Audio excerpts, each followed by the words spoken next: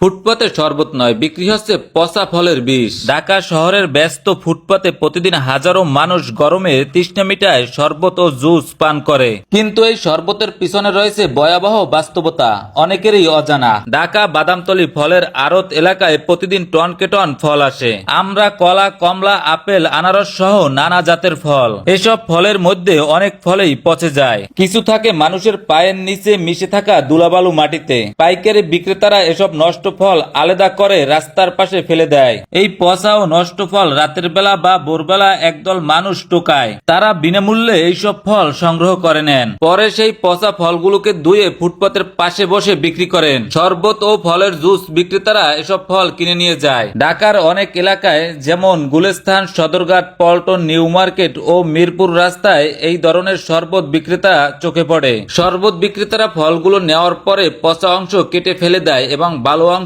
শরবতে ব্যবহার করে। একটু ভালো করে লক্ষ্য করে দেখুন এই ফলগুলো কতটা ভালো রয়েছে। এই ফলগুলো 50 টাকা কেজিতে কিনে নিয়ে সরাসরি শরবতে ব্যবহার করে।